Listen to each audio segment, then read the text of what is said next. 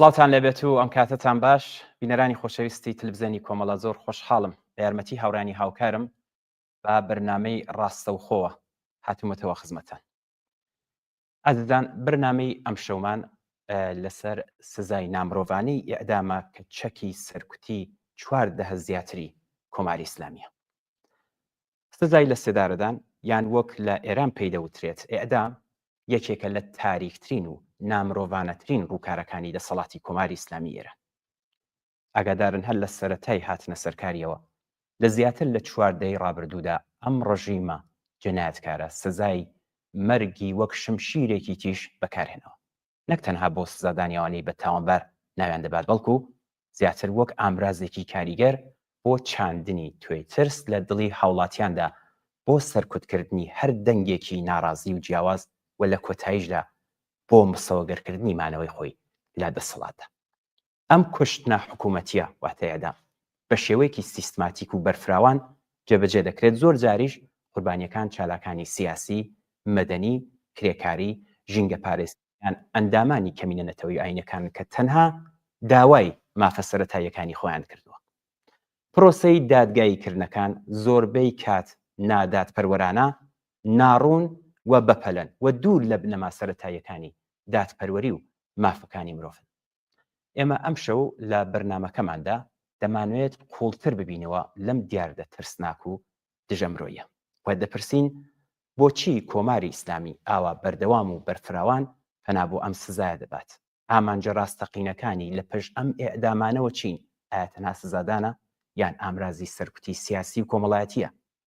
کاریگەریەکانی ئەم سزایە لەسەر کۆمەلگای ئێران و بە تایبەت خێزانی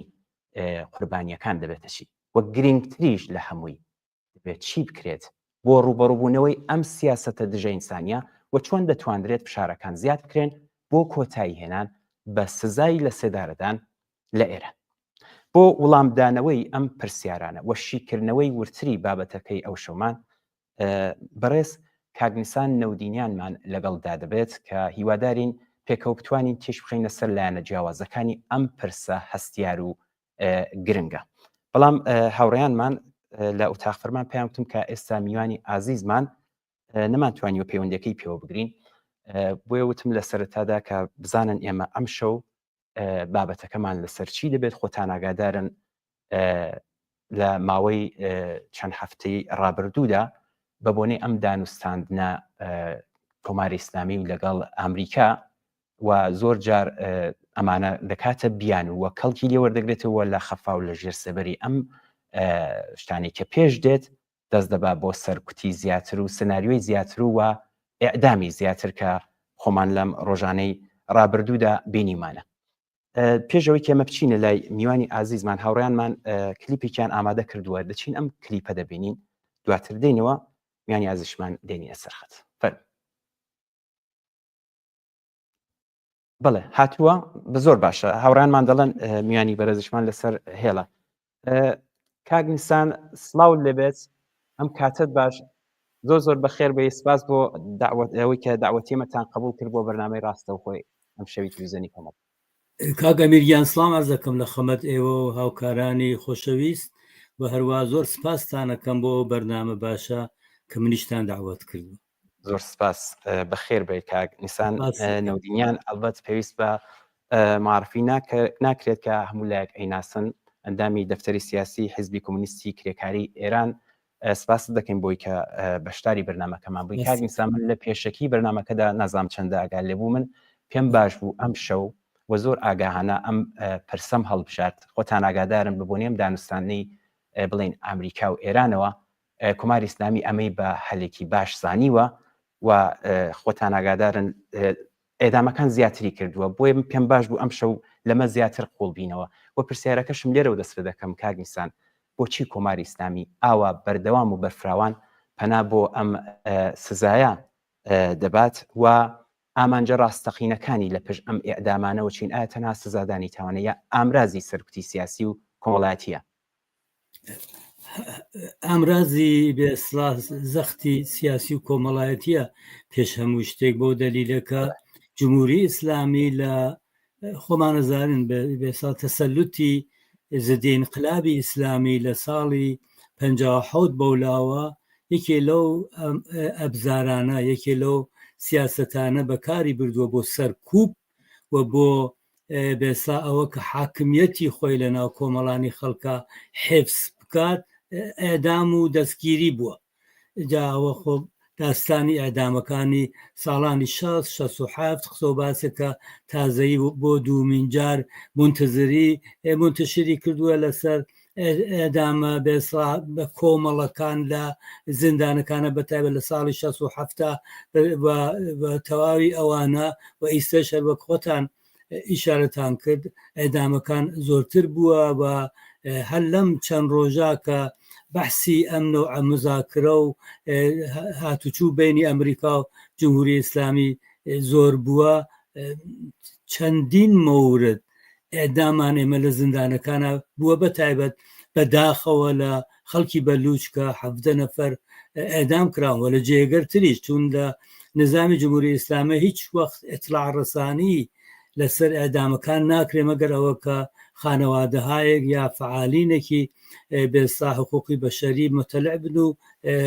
ئەفکاری عمومی لە سەتحی دنیا متەلع بکەن. هەر بەو دەلیلۆ ئەمە سیاسەتی هەیە کە جمهوری ئیسلامی هەیەی لە هەر دەورەیەکا وەختێ میزانی ئێعترازات و ناڕزایەتی کۆمەڵانی خەڵک بەرز بووە یا جمهوری ئیسلامی بە لەحازی منتەقەیی و بینەلملەلیۆ کەوتووەسە چالشێکی گەورە ئەو یەکێ لەو کارانەوە کردوویە حملاتێکی وحشیانەیە بە زیندانەکان و ئێدامی بێسا زۆرتر. بەڵێ کاگنسان بڵێن تێکۆشان و ینی تێکۆشان دژی لە سێدارەدان دەستکەوتی زۆری هەبووە خۆشان ئاگادارن و خەڵک زۆر هوشیارتر بوونەتەوە. بەڵام ئێمە لە ڕاگرتن و بڵین هەڵوەشانەوەی یەکجارەکی ئێعدام و تیرۆر هێشتا مودایەکی زۆرمان ماوە. تا ئەو جێی پەیوەندی بە خەڵکەوە هەیە کاگنسان بۆچی هێشتا داوای هەڵوەشانەوەی سێدارە نەبووتە بزوتنەوەیەکی جەماوەری بەرفراوان کە زۆر زۆریش پێویستە؟ لە بازێ جێگە هەیە لە بازێ شعار و ئێترازاتە ئەبینرێ بەڵام ئەوەی وا بەرچاو کەوتووە بەکو دروشمێک وەکو متالبەیەک وەکو خاستێکی کۆمەڵایەتی کە لە هەموو جێگەیەک کۆمەڵانی خەڵک باسی بکەن نەبە ئێدام تەوقفی ئێدامەکان لەغوی مەجازاتی ئێدام هێشتا بۆ شکڵە نیە چونکە ئەمە زۆر سەختە ئەمە چالش عەرزەیەکی زۆر زۆر سەختە بۆ ئەمە تەنها ئەبزارێکە کە جمهوری ئیسلامی خۆی پێ حفزەکە دەنەتیجە کارێکی زۆری ئەوێت و هەرچەند من پێم وایە کۆمەڵانی خەڵک وە بەتایبەت جنبشێک کە وجودی هەیە بە ناوی جنبشی دژ بە ئێدام پێشڕەوی باشیشی کردووە. تا ئەو مەرحەلە کە وەکو چۆن ئێمە ئەڵێن تەحسیلی ڕایگان چۆن ئەڵێن بێسا حقوقی باشتر چۆن تەواوی مەتالباتی ئینسانی خۆمان لە دروشمەکانمان بەرزەکەینەوە لە ئێترازات و بێسا تەجەمعاتە ئەمە هێشتا دژ بە ئێدام ئەمە ئاوا کۆمەڵایەتی نەبووە خاستێکی کۆمەڵانی خەڵک بە و دەلیلەکە جمهوری ئیسلامی ئەسلی ترین کاری هەم بە قوی قەزاییەوە هەم بە نیروها و دەستگاهای ئەمنیەتی و نظامیە و ئیطلاعاتیە و بگیر و بەبەندهایەک وایکە داناوەسبان ئێدام بۆەکە وەلێ پرسیارەکە بە نەزەری من لە یەک زاویەی تر و ئەهەمیەتی هەیە کاک ئەمیر ئەویش ئەوەیە کایە ئەمەیە وەکو ئەبزارێک وەکو وەسیلەیەک جمهوری ئیسلامی لە چواردەهەی گوزەشتا بەتایبەت دوای ئینقلابی مەسا دوای فیزشی 97 و 92 بەکارهێناوە توانیوە موفق بێوە ورەی ئێترازاتی و مبارزاتی کۆمەڵانی خەڵک بێرێتە خوارەوە ئەمەشە پرسیارێکە هەر لەم کانتکسی یا ئەم بۆچوونانە ئەم گفتارانە لە مۆردی مەسایلی ئەدام و هەیە. من ئەو شتێکە و باستان کرد منیش ئەیبینم وایە بەڵام ڕێکخراوە سیاسەکانی ئۆپۆزیسیۆنیش کە ئەوانش کە لە دەرەوەی وڵاتن هەموو نارانی ڕژیم و دژی ئەم لە سێدارەدان و ئەوانەش لە خۆ دەگرێت ڕاستەوی تونندڕۆ و بەشێک لە پاشای خوازانیش پەتی سێدار و دروشمی سێداران هێناوەتە سەر شەقامەکانی دەرەوەی وڵات ڕێکخراوە چەپ و دموکراتیکانیش دژی ئەمن بەڵام ینی دژی سێدارم من بەستمەوەیە بەڵام هێشتا ئێمە شاهدی کەمپینێکی بەردەوام و بەرفراوان نین دژی ئەم ئێعدامە هۆکاری چییە؟ ینی ئەو جۆری کە من دەڵم پێویستە کە بەرفراوانتر بێت. خۆ ئەوە زۆر بەرچاو کەوت و بێ ممکنە ئالعان وەکو ئێوە تەوقعتان هەیە وەکو کەمپینێکی زۆر بەرچاو کەوت و ممکنە زۆر نەبینرێ، بەڵام بە بڕوای من ئالعان لە سەدحی داخڵەوە بەتایبەت لە دەرەوەی ئێرانە هەر وەکو ڕێکخرا و سازمانهای جۆراوجۆر کە ئێوە خۆشتان بەشێکن بەشدارن لەو کەمپینانە ئالان کەمپین هایەکی جۆراوجۆر هەیە، بەتایبەت کەمپینی نەبەئەدام هەیە کە زیاتر لە نزیک بە 100 نەهاد و شخصیت و کەسایەتی جۆراوجۆر لەم کەمپینا بەشداریان هەیە و کەسگەرێکن کە چێهرەکانیان و کەسایەتیەکانیان بۆ کۆمەڵانی خەڵک بێزا زۆر ئاشنایە لە کەسێک کە جایزێ نۆبلی وەرگرتووە تا زۆر کەسی تر کە بێسا لە مەجامعی عمومیە لە سازمانی ملەلا لە ئەفی بین الملەلا لەو جێگانە حزوری بووە وەکو مەسەڵەن شیوای محبوبی کە لەم تەلەڤیزیۆنەوە چەند جار من زۆرم هەوڵدا ئەم شەو لەم بەرنامەیەدا بەشدار بێ بەداخەوە کە نامەتوانی پەیوەندی بگرم ئەوە باسی شیوا خانمت کرد بۆ ئێوەتم کەسایەتێکی ئاوا زۆر کەستر هەن کە کەمپینهایەکی زۆریان خستوە سەرڕێ، بەڵام هەر وەک عەرزم کردی ئەم کەمپینانە ئالعان بێساتوانیانە لە دەرەوەی وڵات ئێمە شاهد بوون ماوەی لەوە پێش بۆ ئاگاداری بینەرانتان لە زیاتر لە 50-60 شاری ئوروپا و کەنەدا و ئەمریکا ئێترازاتێکی وەسع بە تش بەم ئەعدامانە و بەتایبەت ئەم دەستگیریانە و تەهدیدانەوە کراوە بکەوێتە ڕێگا و ئەنەکاسێکی بێسلاح میدیای کەلان و گەورەشی ببێت لە هەم لە سەدحی میدیا و ئەفکاری عمومی بە زبانهای ئەو مەملەکەتانە هەم لە پارلەمانەکانە هەم لە هەند دەوڵەتەکانەوە، بەڵام لە داخڵی ئێرانە ئەمە ئەوەی وا ئێوە باسیەکەن تەوەقعێکی دروست ئەبێ لە داخڵی ئێرانە ئێمە شاهدی کەمپینێک بین ئاعترازاتێکی بەردەوامی کۆمەڵایەتی بین، چون ئێدام مەسەلەی هەموو کەسێکە ئەگەر مثلەن لەم ساڵی 2023 و 2022 زیاتر لە 500 نەفەر بەداخەوە بە جرمی موادی مخدر ئێدام کراون، ئەمە ئەمری تەواوی کۆمەڵانی خەڵکە نەک ئەو کەسە ئەو بنەماڵەوە مەسەن دووچاری ئەم مشکڵە بۆ یا چەند 10 گرم موادی مخدری ئەم لە ئەولاو جێبەجێ کردووە کە بە وسیلەی جمهوری ئیسلامی هەم خۆی ئێدامەکە هەر وەک لە شروعی بەرنامەکەتانە بە دروستی ئشارتان پێکرد تۆ بنەماڵەکانیان ئەکەونە حاشیەی جامعە و دووچاری شرایەتێکی زۆر نامناسبی کۆمەڵایەتی لە ئێتیاد و فەساد و لە هەموو شتێکەوە بگرە دووچارە بن و فەخر و نەداری ڕوویان تێەکە دەرنەتیجە ئەمە کاریەوێت ئەمە کاریە بۆ دەلیلە یەکێ لەو ئەبزارانەیە کە جمهوری ئیسلامی بۆ حفزی خۆی بە هەیەتی، بەڵام شتێکی بێسلاح نائاشنانیە کەمپینێکی ئاشنایە جنبش تش بە ئێدام لە ئێرانە و لە داخڵی کشوەرە لە خارجی ئێرانە زۆر ئاشنایەوە بلەخەرە هەرێم ساڵ ئێمە شاهد بووین کە ئێران بە عنوانی یەکێ لە بانترین کشوەرگەرێک ئەعدامی کردووە محکوم کرا ئێران و چین و مەسەڵەن عەربستان سعودی و چەند جێگەیەکی تر و ئەمە پۆشیدە نییە لە نظری ئەفکاری بین المللی و لە نظری دەوڵەتەکان و یا کەسایەتیەکان کە مەشغوڵی مەسائلی حقوقی بەشەرین و فعالینی سیاسی لە ئێرانە بە تەواوی ئەحزابی جۆرا و جۆرە.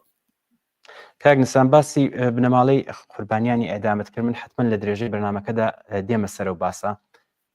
لە ئێراندا بڵین لە سێدارەدان و تیرۆر بۆمانەوەی کۆماری ئیسلامی ینی بەوە گرێوە دراوە بەخۆشی هەر بەو مەبەستەوە ئەو کارە دەکات. پێتان وایە بە ئەندازەی پێویست کاری سیاسی و هۆشیاری بڵاوکردنەوەی کولتوری کراوەکە لەگەڵ ڕوخانی کۆماری ئیسلامیدا شاهدی هەڵوەشانەوەی سێدارە و ئەشکەنجەش بین؟ بە نەزەری من زۆر بەم عەرسە خۆشببینم، هەرەوە نازەکە لە ئەوڵ لە قسەکانە باسی لێکن تا ئێستا کە سەختە ئێستا کەمپینێکی وەسیعی میلیۆنی یا چەند هەزار نەفەری چەند سەد نەفەری کەوێتە ڕێوە وەکو کەمپینێکی ئیدامەدار کەوێتە ڕێگەوە دژ بە ئێدام بێ بۆ ئەنازە بە نەزەر من سەهل و ئاسانە وەختێ هەر تەحەوڵێک بۆ سەردەگونی جمهوری ئیسلامی بێتە بەرەوە کولی جامعەی ئێران بە نەزەر من بۆ تعقلی سیاسیە بۆ تەجروبە گەیشتون کە هەموو کەسێک بە تێکرا داوای لەغوی مەجازاتی ئەعدام ببن و ئەم بێسا حکمی قەتڵی حکوومەتیە لە قوانینی قەزایی و ئەساسی و هەر دەستورێک و کارێک دائانێن بۆ ئیدارەی مەملەکەت ئەعدامی تیان نەبێت و حتا بە نەزەری من لە جامعەی ئێرانە باتەوەجە بەم تەوەحشەوە جمهوری ئیسلامی بوویەتی و باتەوەجە بە ئاگاهیەک کە لە ناو کۆمەڵانی خەڵکا وجودی هەیە بۆیە چێت کە حتا حەبسی ئەبەدیش لە قوانینی جمهوری ئیسلامیە لە داهاتووە نەمێنێ بۆ دەلیلە مردم بە ژیانی خۆیان خب ئێدام لە ئێرانە 200,000 نییە هەزاران نەفرە 10,000 نەفرە ئێمە شاید بین بە 67 بێتێکرا زیاتر لە 4,000 نەفەر لە ئێدامەکردن زیندانەکان خاڵیەکەن لە ئەو کەسانەوە بجرمی پەخشی ئێعلامیەک یا بەجرمی ئەوە کە مەسەڵ لەگەڵ سازمانێک رابطەیان بووە دەوێ بوون بێتێکرادا ئەمە لەسەر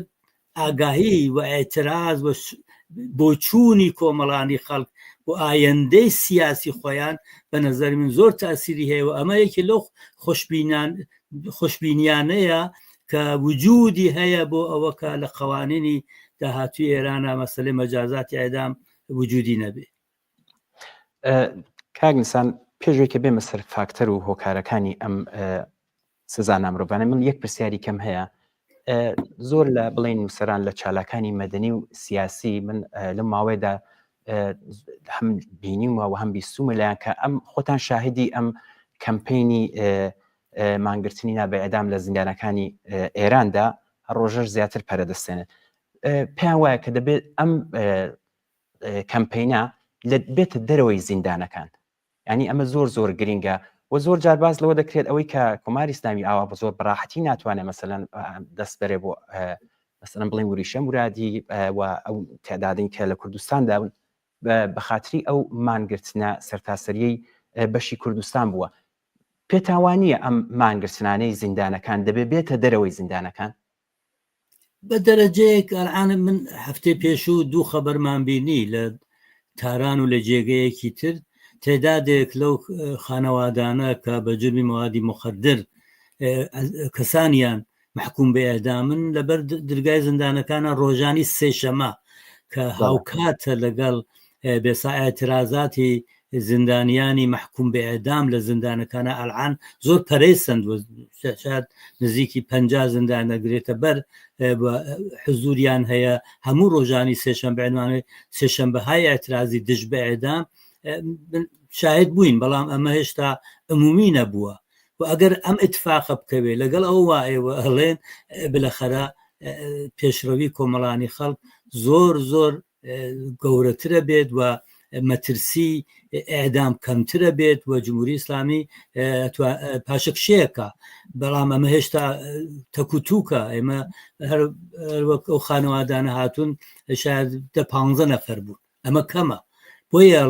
ئەڵێم کە مەسئلەی ئێعدام و مبارزە دژ بە ئێعدام و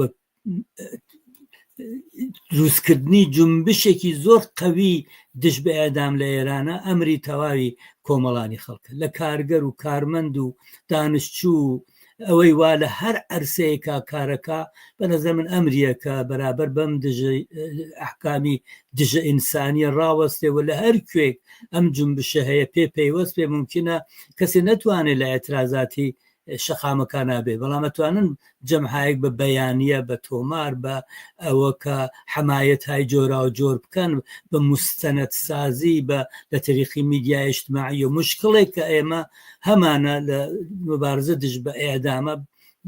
عەلە العموم ئەوانەوە بە ئێعدام محکومە بن ئیسا کەسێ کەمە بەڵام بە جورمی مەسائلی سیاسی یا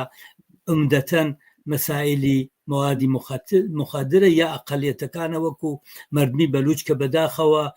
ئەعدامەکان زۆر سەرساماوەر و دژە ئینسانیە بۆ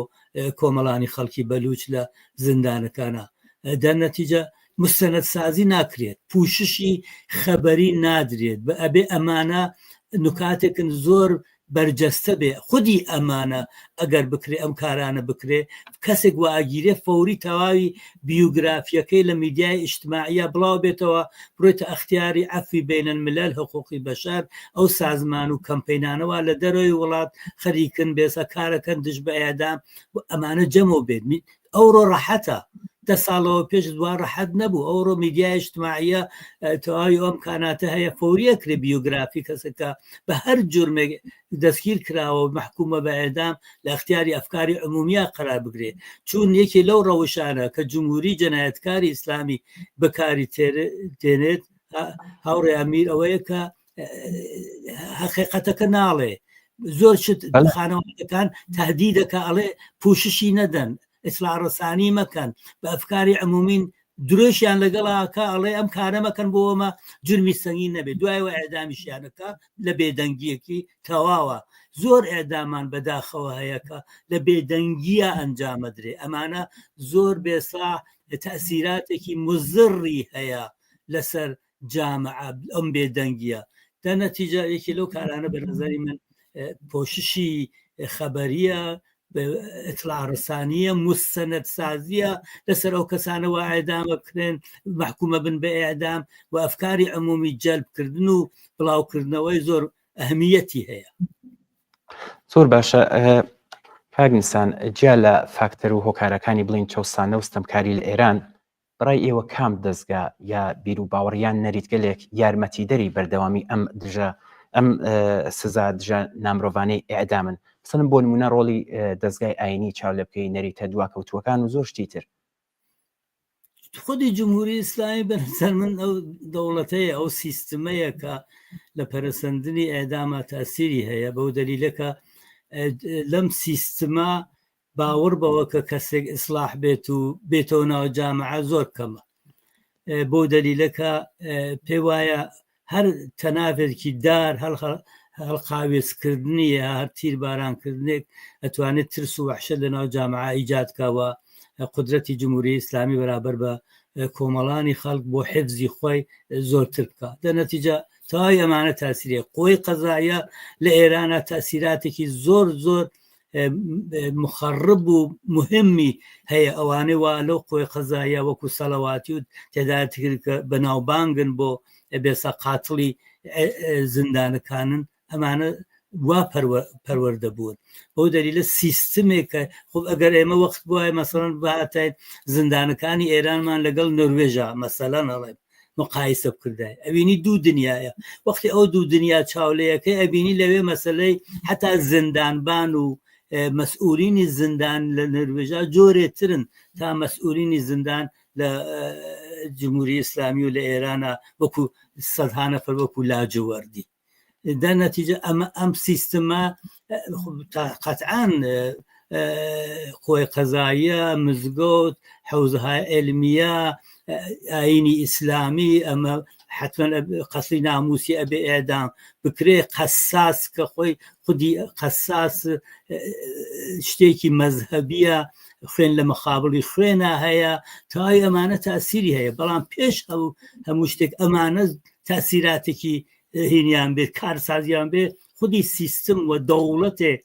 کە ئەساسی بۆ حفزی خۆی ئێدامداناوە بە نەزم مەسلەی سەرەکیەوە ئەمە ئەبێ ئێمە بە دروست بیناسین و ئەو هەنگاوانەوە هەڵیەگرین بۆ لە بینبردنی کولی ئەم نظامەیە کە ئێدام یەکێ لەو ئەبزارانە و ئەو سیاسەتانەیە بۆ سەرکوب و بۆ حفزی ئەم سیستمی سەرمایەداری جمهوری ئیسلامیە کاگنسان لە ناڕەزایەتیەکان دژی ئێدام ڕۆڵی ژنان بەرچاوە ئایا ژنان و پیاوان بە یەک ئەندازە دژی ئەم تێرۆر و سێدارە بەشداری ئەم تێکۆشانن ئەگەر پیاوان ڕۆڵی پێویستیان نییە پێتان وایە هۆکارەکەی چییە؟ تەفاوتێک بە بڕوای من شا لێرە وەکو یەک بیر نەکەینەوە تەفاوتێکی وا زۆر عەجیب لە بینی ئەم جومبشە بە یا بێسڵا ژن و پیاوە دژ بە ئێدام وجودی نییە بەو دەلیلە هەرکوێک ئەم کەمپەینانە وجودی بووە بەنەزە من هەردوو لا بەشدار بوون بەڵام یەک مشاهدە هەیە کە مشاهدەیەکی بینینێکی دروستە شاید من و توش ئەومانە بینی بێ وەختێک ئەترازێک کرا لە کوردستانە لەبەر 26 ئابان مانگا بوو یا دەیمانگا بوو دژ بە ئێدامی پەخشان و وەریشە و شەریفەی محەممەدی بەشداری ژنان زۆر بەرچاوکەوتوو زۆر بەرچاوکەوتوو بوو ئەو تەحەسونە ئەو ئێترازە ئەو تەجەمع لە مەقابڵی ئوستانداری کوردستانە لە شاری سنا ئەساسەن مبتەکرەکەی ژنان بوو ئەمە وایە دەخی ئەم مشاهدە دروستە وەختێک سێژن محکومە بن بە ئێدام لە ناو ژنانی پێشڕەوە بە تایبەتەوانەوە مەسەلەیان لەغوی مەجازاتی ئێدامە ئەم حرەکەت و بۆچوونانە زۆترە بێ ئێمە زۆر نمونەمان هەیە زۆر چتمان بینیوە کە ژنان نەخشێکی سەرەکیان بووە حتا لە ئێترازاتی ئینقلابی ژینە ژیان ئازادیە حاڵی ئەرزم بووی دەرنەتیجە ئەوە هەیە وەڵێ بە نەزەر من ئەو جیاییە کە مەسەڵەن ئێمە زۆر بەرجەستە بیبینین لە بینی بەشداری ژنان و بەشداری پیاوان دژ بە جنبش عەلەیهی ئێدام ئەوە وانییە بەڵکو هەردووکیان بە نەزەر من بە یەکەوە متحدانە خەریکن لە جێگەرێکا ژنان وەلێ نەخش و دەورێکی زۆر سەرکیان بوو هەر وەکو ئەو نمونانەوە ئێمە تەجربەمان کردووە یا مەسەڵەن نمونەی خیزشی ژیان ئازادی کە ژنان نەخشێکی زۆر بەرجەستە و مدرنیان بوو کە بەو دەلیلیشە بوو بە ئینقلابێک لە سەتحی جەهانیە زۆر مەشهور بوو بە عنوانی ئینقلابێکی مۆدێرن بۆ دەلیلە مەسەلەی حجاب و مەسەلەی ژنان بوو ژنان نەخش و دۆرێکی سەرێکیان بوو ئەمانە ئەو ویژەگیانەیە کە لە ئێرانە وجودی هەیە بە دەلیلی حاکمیەتی ڕژیمێکی زدی ژن بە تەبعیزی جنسیەتیەوە و کە ساڵها ئەعماڵی کردووە بە پونزگەرێکی بۆ حجابدا بەسەر ژنانە بەڵام موفق نەبوو کە تا ئێستا بلەخرە بێحجابی زۆرتر بووەوە ژنان لە مەقابڵی ئەم سیاسەتی تەبعیزی جنسی و جنسیەتیا مقاومتر استوارتر و زۆر ڕاسخ و زۆر محکەم و شۆڕژگێرانە ڕاوەستان ئەمانە مشاهداتێکە لە نەتیجەی موقعەتێکی کۆمەڵایەتی لە جامعەوە مەزمونی ئێترازاتێکە لەو جامعە وجودی هەیە بەتایبەت دوای خیزشی ژیان ئازادی و مەسەلەی حجاب و مبارزەیەکە عەلەیهی ئەم تەبعیزی جنسی و جنسیەتیانە ئەکرێ لە دژ بە جمهوری ئیسلامی لە ئێرانە.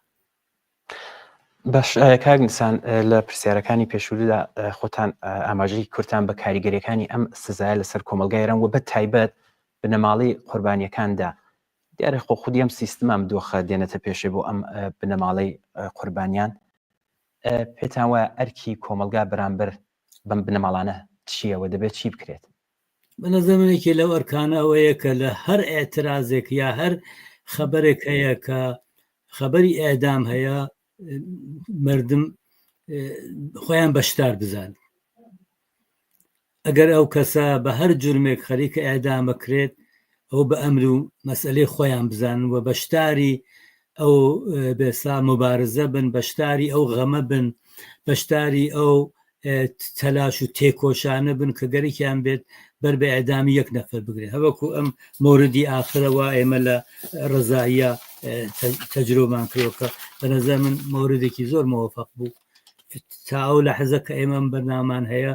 ئای حەمیدی حسین نەژاد لە زیندانی ڕزایە بەر بە ئێدامەکەی گیرە لە وەکیڵەکەیەوە بگرە تا زۆر کەسی تر و خانەوادە و کەس و کاریانەوە دوو شەو ڕۆژ لەبەر ئەو زیندانە تەجەمعیان کردووە کەمپین هایەکی بە نەزەر من ماڵیە ئینسانیە بۆ ئەم خانەوادانە ئەبێ بکەوێتە ڕێگەوە هوشیاریان بن تەنیایان نەڵێن نابێت تەنیا بمێنەوە لە هەر شەرایەتێکا ئەبێ بە نەزەر من ئەم خانەوادانە بە هەر جرمێک ئێدام کراون موردی تەوەجوه و حمایەتایەکی زۆر ئینسانی کۆمەڵانی خەڵک قەرار بگرن لە هەر تەعەڕوزێک و تەجاوراتێکا ئەمانە داوەتکەن بێن بەشدار بن خودی ئەوە بە نەزەر من تەسیری هەیە لەسەر ڕۆحیە و لەسەر موقعیەتیان کە فراموش نەبوون کەم مردم دادخواهی ئەم ئێدامانە و ئەوانش بەشێ لەم ئێدامانە دادخواهی ئەم دژ بە جمهوری ئیسلامین و تەوەجۆیان پێ بکەن خب لەباری مطالباتی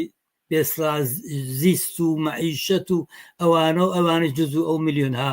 کەسن لە زەحمەت کێشان کەسکەرێکن کە لە جامعە ئەبێ بە تێکڕە ئەوانش بۆ مەسلەی مبارزە بۆ معیشەت بۆ ڕفا بۆ حقوقی کافی بۆ ژیانێکی باش بەشدار بن بۆ ئەمەیشە خودی ئەمەیشە مەسلەیەکە کە لە ئێرانە بەتایبەت ئەو خانەوادانە بە تایبەت بە جرمی موادی مخدر و ئەوانە کەسانیان ئەعدامەکرێن زۆر کەفنە شرایەتی زۆر نالەباری اقتصادی و ماڵی و زۆر تەئەسفبارە بێت وەزیەتیان.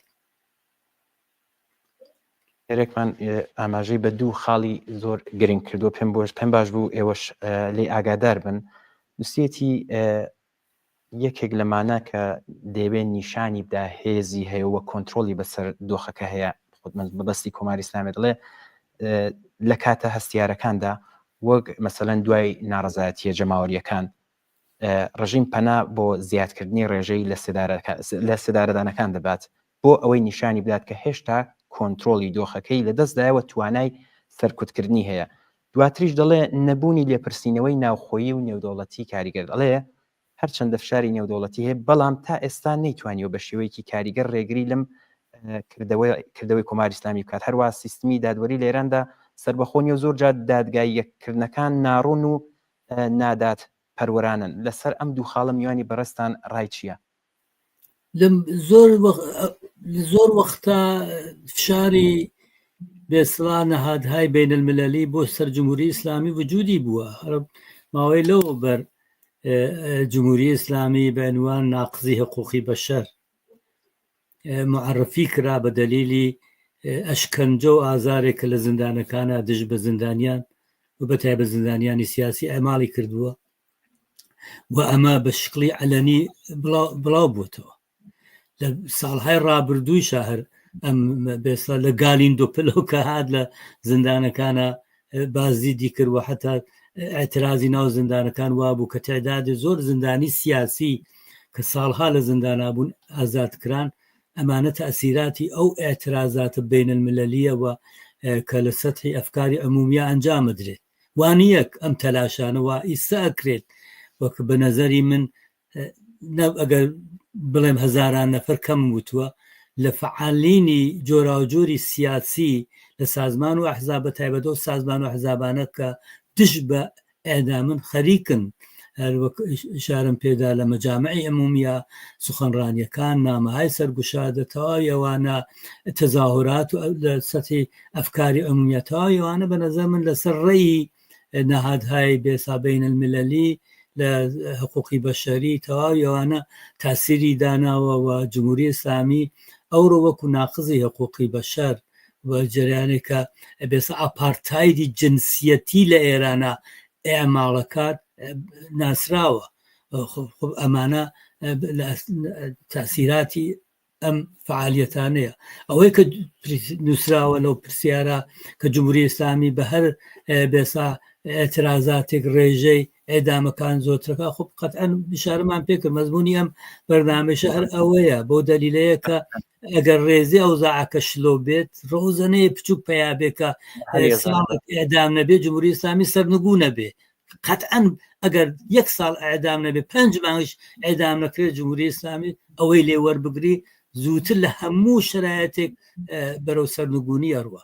دلیلی هەر ئەوەیە بۆ حفزی خۆی ئەو کارە.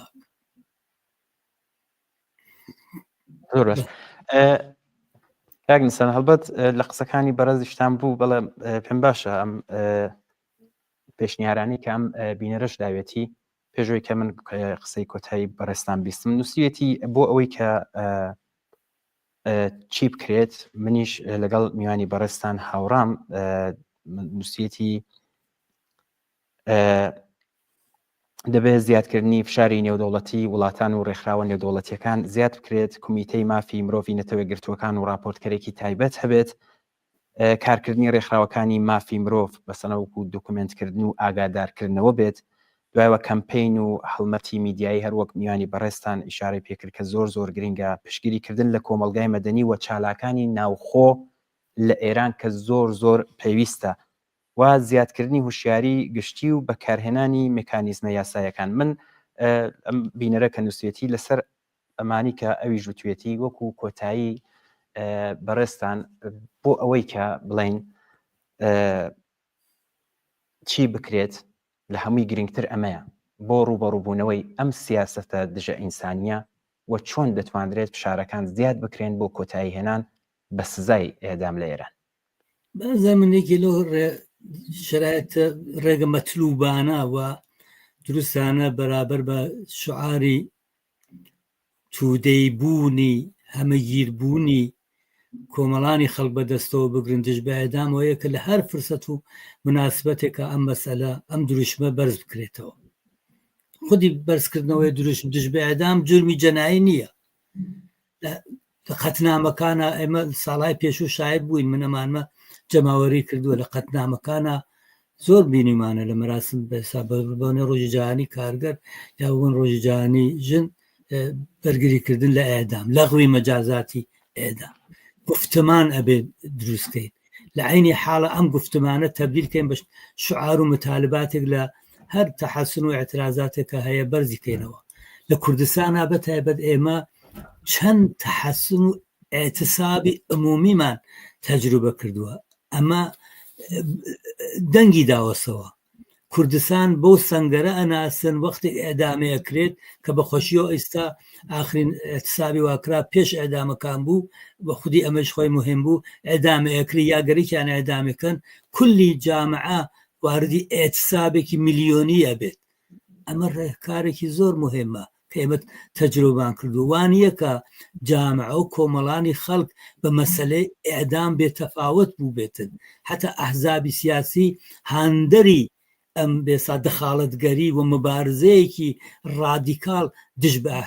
ئێدام بوون، دژ بە جمهوری ئیسلامی و ئێدام بوون. ئەمانە نابێ فەراموشکەیت. ئەگەر بەەوە ئەنازە ئێستا ڕێژە یا تعدادی ئێدامەکان زۆر بووە، بەڵام لە مەقابڵ یا بە نەزەمە جمهوری ئیسلامی موافق نەبووە وەرەی ئێترازاتی کۆمەڵانی خەڵک بێرێتە خوارەوە. مەگەر لە خیزشی 98 تا کەم بریامی کوش چەند هزار نەفەر، 3 ڕۆژ ئینترنت و دەواازەهای دەرەوەی ئێرانی بەست بۆ بە سەرکوبکە. بەڵام ئێمە شاهدی خیزش و ئینقلابی ژینا بووین لە شەهری وەرمانگی 1401 کە تا ئێستا ئەو دەستە کەوتانەوە لەوێ بەدەساتۆ ها بەدەسمانەوە. دەنەتجوانیە وەلەکان ئەمە تەبدیل بێ بە جنبشێکی کۆمەڵایەتی کە بۆ هەمیشە ئێعدام وەکو شتێکی شنیعی ضد ئینسانی لەسەر ئەو جامعە لە بێمچێ ئەمە کاریەوە. یەکی لەو کارانە سەردوگونی جمهوری ئیسلامیە. چون جمهوری ئیسلامی بە قۆی قەزاییە، بە حەوزا، بە مزگەوت و بە ئاین و بە مەڵا و بە خامنەیی و بە سپای قودس و بە تەواوی زیندانەکان و وجودی هەیە، ئەوێ بۆ حفزی خۆی لەم ئەبزارە مەسەلەی ئێدام ئیسفادە بکە. بەڵام کۆمەڵانی خەڵک لە مقابلی ڕاوەستاون و دەیان هێشتووە بەم ئەبزاریشە ورەی ئێترازاتی بێتە خوارەوە. هەر ئێتسابێک کە لە کوردستانە ئەنجام بووە دژ بە ئێدام لە فەرزادی کەمانگەرەوە بگرە تا ئێتساباتی ئەخیر دژ بە ئێدام بووە. یعنی یەکی لە شعارە سەرەکیەکان کە لە قەتنامە و بەیانیەهای ئەحزابی فراخاندە هەندە داویانە یا حتا ئەخیرەن نەهادهای ناوە فراخانەدەن بە ئێتساب، یەکی لەو شعارانە دژ بە ئێدامە، لەغوی مەجازاتی ئێدامە، بەرگریکردن مەسەرەن لە ئێدامی پەخشان و وەریشە و شەریفەی محەممەدیە. ئەمە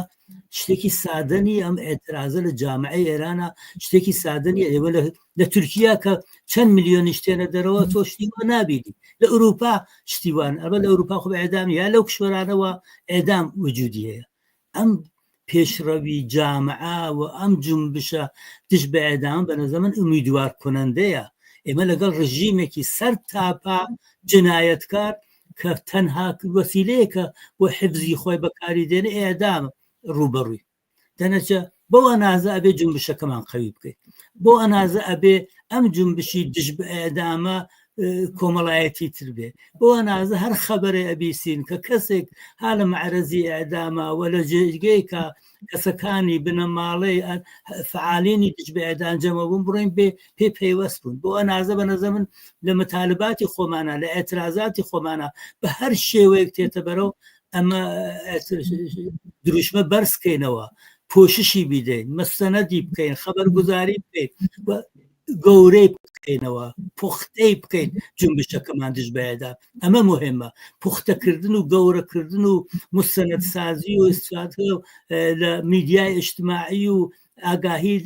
حقوقی بەشەر و نەهادهای بێسا حقوقی بەشەری و بینالمللی لە مەسەلە ئەو کەمپینانەوە وجودیان هەیە ئەمانە تەقویەت بکەین هەروەک عەرزم کردی ئەڵان چەندین کەمپین لە خارجە هەیە لە تەرەفی فرێک فعالینەوە هەن کە لە بعضێکیان زیاتر لە 100 نەفەر لە فعالینی ناسراو هەن لە ناویەوە مرەتەبەن تەلاشەکەن ئەلان کەمپینێک هەیە بۆ ئەوەکە ئێبێسا زندانەکانە بۆ وەسیلەی داڕوهای سەمی زندانەکان زندانیەکان لەبین ئەبن ئەمە کەمپینە سادە نییە تایسە 3 کۆنفرانس بەرگوزار بووە لەو کۆنفرانسانە کەسانێکە حتا جایزە نوبلیان وەرگرتووە یا جوایزی تر دژ بە بێسەعدامیان لە سەفحی بینەملەلیا وەرگرتووە بەشداریان کردووە دەنگی ئێتراز و دژایەتی لە ئەداما لە زمانی ملل و ژنە جێگەر مختلفە کەم نییە بەڵام ئەمە ئەبێ پشتیوانەیەکی کۆمەڵایەتیشی هەم لە داخلی ئێرانە هەم لە خارج ئێرانە ببێەوە ئەمە بە نەزەر من توودەیکردنی ئەو جنبشەیە بۆ ساختارانە و بۆ تەوقعاتەوە ئێمە هەمانەوە باسمان کرد کاگنسا هەرچە من دوا پرسیارم لە بەڕێستان کرد بینەرێکمان پرسیارێکی نردووە نووسێتی بە لەبەر چاوگرتنی ئەوەی کە خۆتان نەزانن کۆماری ئیسلامی سیاسەتەکانی چ لە ناوەوە و لە چ لە دەرەوە هەمووی شکستی هێناوە و ئێستاش بۆ مانەوەی لە دەسەڵاتی خۆی هەڵبەت بە ناو مزاکرە ئەگینا خۆی تەسلیم بوونە بە خواستەکانی ئەمریکا ئایا بە لەبەر چاوگرتنی ئەم دۆخەی ئێستا هیچ ئاسۆیەکی ڕوون هەیە بۆ هەڵوەشانەوەی ئەم سزای لە ئێراندا لە داهاتوویەکی نزیک یان دوور مەسەلەکە گەڕێتەوە بەشی ئەوڵ بۆ بێسا هەڵوەشانەوەی سزای سێدارە خوب جمهوری ئیسلامی وەختێک توانێت ئەمە قبولکە کە ممکنە لە تەناسب قوایەکی ئێترازیە کە ئیتر دقایقی ئاخری ژیانی بێ بڵێ فعلا لە زندانەکانە ئەدام نەکرێت بەڵام ئەو بە معنای لەغوی مەجازاتی ئەدام نیە بۆ دەلیلە جمهوری ئیسلامی قانونی قەزایەکەی بۆ ئەمە دروست کراوە بۆ حفزی خۆی و ئەدام دروستکە هیچ فەرجەیەک نییە حتا جمهوری ئیسلامی بە کنوانسیۆنێکی بینالمللیە من لێرە یاداشتم کرد بوو کە پرۆتۆکۆلی میساقی بینالمللی بەناوی پرۆتۆکۆلی دوومە حتا ملحق نەبووە حاضر نییە ملحق بێ وەکو جمهوری ئیسلامی ئەوە هەیە شەڕی بینی کۆمەڵانی خەڵک نەهادهای مدافعی حقوقی بەشەر ئینسانی جنبش دژ بە ئێدامە بەرابەر بە جمهوری ئیسلامی حتا تا ئەم لەحظە ئەم نەیتوان حاضر نەبوو ئەو پرۆتۆکۆلە قبولکە کە پرۆتۆکۆلێکی بینالمللیە و ملحق بێ بەوە و ملحق بێ بە ئیلزامات و قەوانینێکە لەناو ئەو پرۆتۆکۆلا لە مەوردی مەجازاتی ئێدام و محاکمەکردنەوە خەبەرڕسانی و لە ئێرانە زۆر زندانی هەیە وەکیلی نەیەگە وەکیلەکەی وەکیلی خودی ڕژیمیە کە بە نەفعی ئەو محاکماکە ئەمانە ئەبێ گشتی لە بێم چ ئەمە قەوانینی جمهوری ئیسلامیە بۆ حفزی جمهوری ئیسلامی نووسراوەوە بە کاری تێرێ و زیاتر لە 14 هەیە دەرنەتیجە بە ئیسلاح ئەوە کە شکستی بێرێ لە فلان مذاکرە یا لە مقابلی ئەمریکا عقب نشینیکە یا هەستەی قبولکە موشکی بالستیک دەبێن بەرێت دفاعنەکە لە نیروهای مقاومەتیونیە تەواویەوانە بەڵام بۆ معنانی هێشتا جمهوری ئیسلامی قبول کات کە ئێدام لەغوە بێتەوە ئەمە فشاری کۆمەڵانی خەڵکە ترامپیش ئەوەی گەرەک نییە ترامپ زدی ئینسانی ترین بەشەرە بۆ حقوقی بەشەر کە تایس بینیمانە لە ئەمریکا چ کارهایەکی کردە ئەوەی وا مهمە ئیتکای خۆمانە بە خۆمان ئەوە وا مهمە قەویکردنی ئەم جنبش و نەهادانەیە کە ئەوڕۆ بە نەزەر من زۆر موفقیت ئامیز زۆر باش خەریکن ئەڕۆنە بەرەوە بۆ بەرامبەرکێ لەگەڵ مەجازاتی ئەدامە و سیاستهای بەسا زدی ئینسانی جمهوری ئیسلامیە چ لە دەرەوە ئێران چ لە داخلی ئێرانە ئێمە جنبشی سێشەمەهای ئەترازی دژ بە ئەدامان هەیە لە دەها زندانە خب ئەمە تەقویەت بکەین هەر کوێتریش هەیە ئەمانە تەقویەت بکەین بەنظر من ئەمە ئوفوقێکە کە لە مقابلی ئێمە خراری گرتووە تا تەحوڵاتی یا بێسا مذاکراتی ئەتۆمی و فلان و ئەمان. کاگنسان ئایا هیچ خاڵێک یان تێبینیەک هەیە کە لەم گفتوگوی ئەم شەماندا باس نەکرابێت و ئێوە پێتان باش بێت بیخەنە ڕوو؟ ئێوە زانن من پێم وایە زۆر خاڵمانی شارت پێدا کە یەکی لەوانە بە نەزەری من مەسئلەی ئیتحاد و هەمبەستگی کۆمەڵانی خەڵکە خۆیان بەشدار بزانن لەم جنبشە. ئەم جنبشە هەیو حاضر وجودی هەیە، وانە کە تازە خەریکە دەست پێەکە. مبارزە دژ بە ئێدام وجودی هەیە، نەهادی هەیە، کەسایەتی ناسراوی هەیە. بەنظرم لە داخلی ئێرانیش ئەگەر ڕێزێ فەزای ئەمنیەتی کەمەوە بێ ئەڵێن سەدها نەفەرەوە پێ معرفیەکەن ئەڵەوە شخصیەتە کەسێک کە زۆر کاری کردووە بۆ بەرامبەرکێ لە دژ بە ئێدام. هەر ئەوانەوە ئەڕۆن بۆ بەخشش، هەر ئەوانە کەسگەرێکن کە دژ بە ئێدامن بۆ بەخششی خانەوادەکان کە کەسێک ببەخشێت. ئەمانە تەقویەت بکەین، ئێترازات تەقویەت بکەین لە دەرەوەی وڵات لەناوە ئێرانە ئەم جنبشی عەلەی ئێدامە بە نەزەر من تەقویەت ئەو شتانەوە باسمان کرد، پۆششی خەبەری، مستەنەدکردن، ئیطلاع ڕەسانی، هۆشیان بە خانەوادەهای دادخەو ئێدامیانەوە ببێت. تاوی ئەوانە بە نەزەر من نکاتێکە کە ئەبێ زۆر تاکیدی لەسەر بکەین. زۆر زۆر سپاس بۆ بەرز کاگنسان نەودینان، ئەندامی دەفتەری سیاسی حیزبی کۆمونیستی کرێکاری ئێران. سپاس بۆی کە داوەتیمەتان قبول کرد و بەشداری بەرنامەی ڕاستەوخۆی ئەم شەوی تەلەڤیزیۆنی کۆمەڵە بوو. منیش لێوە سپاس تەشەکوڕەکەم، ئومیدوارم توانێتمان جواب دێنەوە بۆ مەسایلەوە مؤثر بێت و بێسڵا تاسیراتی خۆی ببێت و سپاسانەکەم بۆ بەرنامە باشەکەتە. زۆر زۆر سپاس بۆ بەرەزیشتان. بەڵێ ئازیزان، ئێمە گەشتینە ئەلبەت کاتیشمان نەماوە بەرەو کۆتایی ڕۆشتین. ئەم شەو ئێمە هەوڵماندا لەگەڵ میوانی بەڕێزمان تیش بخەینە سەر یەکێک لە برینە هەرقوڵەکانی کۆمەلگای ئێران و یەکێک لە ڕەگەزە هەرە دژەمرۆیەکانی دەسەڵاتی کۆماری ئیسلامی، ئەویش سزای نامرۆڤانەی بڵێن ئێعدامە. وەک بینیمان ئەم سزایە تەنها ئەمرازێک نییە بۆ سزادان، بەڵکو چەکێکی سیاسیە بۆ کەبکردنی دەنگە ئازادی خوازەکان، بۆ تۆقانی کۆمەلگاوە، بۆ درێژەدان بە تەمەنی دەسەڵاتێک کە ڕێز لە کەرامەتی مرۆڤ ناگرێت. گۆبیستی شیکاری بووین لەسەر هۆکارەکان، قوربانیەکان و ئەو پرۆسە نادات پەروەرانەی کە زۆر جار دەبێتە هۆی گیان لە دەستانی مرۆڤە بێتاوانەکان یان ئەوانەی تەنها داوای مافی خۆیان کردووە. ڕاستە ڕوبەڕووبوونەوەی ئەم دیاردەیە ئاسان نیە، بەڵام بێدەنگی و پێشگوێخستنیش چارەسەر نییە. هەروەک باسکرا فشاری نێودەوڵەتی، کاری ڕێکخراوەکانی مافی مرۆڤ، وشیاری گشتی و پشتیوانیکردنی دەنگە ئازاکانی ناوخۆی ئێران، هەموو ئەمانە پێکەوە دەتوانن کاریگەریان هەبێت. ئێمە لێرەوە هاوخەمی قوڵی خۆمان بۆ سەرجەم بنەماڵی قوربانیانی ئێدام لە ئێران دەردەبڕین و هیوای سەلامەتی بۆ هەموو ئەو زیندانیانە دەخوازین کە هێستا ژیانیان لە مەترسیدایە. ئەرکی سەرشانی هەمومانە، هەر یەکە و لە شوێنی خۆمانەوە بەردەوام بین لە هەوڵدان بۆ کۆتایی هێنان بەم سزات ڕەندانەوە بۆ بنیاتنانی کۆمەلگایە کە ژیان و کەرامەتی مرۆڤ تێیدا بەهای هەرە بەرزی هەبێت، بۆ هیوای ڕۆژێک بێت کە چیتر گوێبستی هەواڵی دڵتەزێنی ئەعدام لە ئێران و هیچ شوێنێکی دیکەی جیهان نەبین. زۆر سپاس بۆ میوانی بەڕێزیشمان بۆم شیکاریە وردە و گرنگە. سپاس بۆ ئێوەی بینەری ئازیزیش کە تا کۆتایی ئەم بەرنامەیەش لەگەڵمان بوون. تا بەرنامەیەکی دیکە لەش ساق و دڵخۆش بن. شەوتان شاد.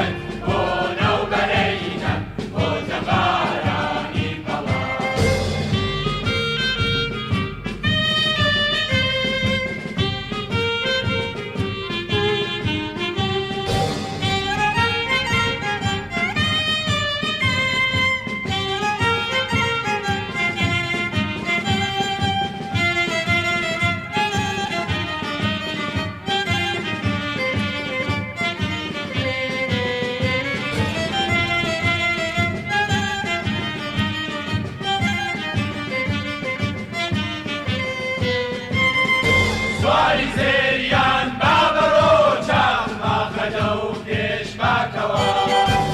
هەژێنە شەنگە باڵن کاک فوادم سەربەوە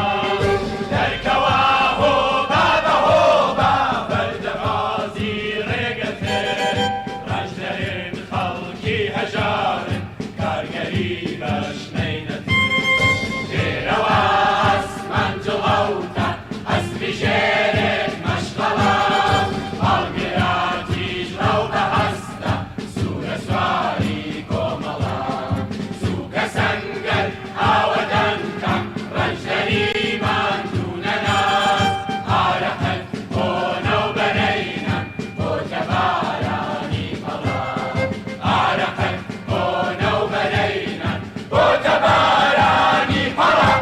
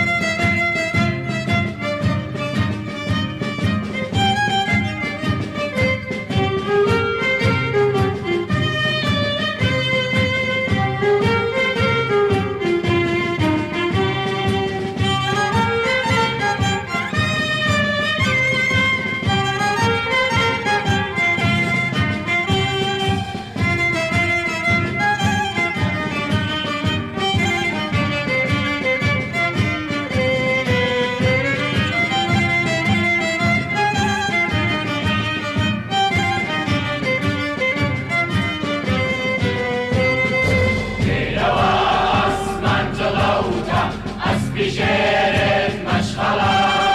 باڵگراتیش ڕەو بەهەستە سوورە سواری کۆمەڵە سووکە سەنگەر ئاوەدەنکە ڕەنجەری ماندوونە ناز ئارەقەت بۆنە و بەرەینەن بۆتە بارانی پەڵە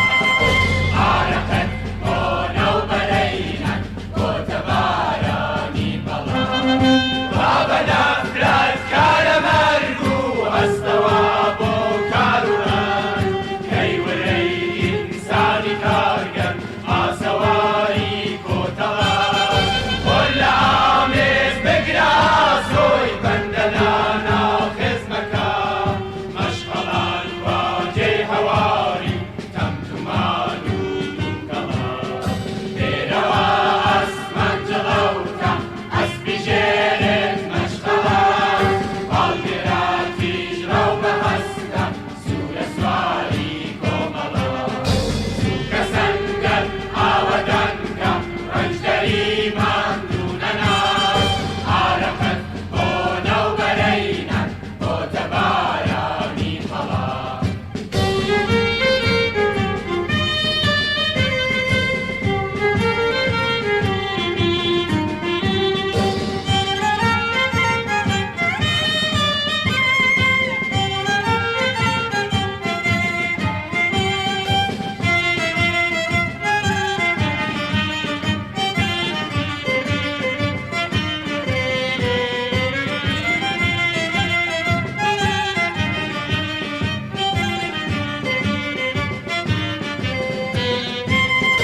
دێبەدێ پێشمەرگەیە و شاری لە سەنگەر گرتووە گێژەنی ئەو ئاگرە سوورە وا لە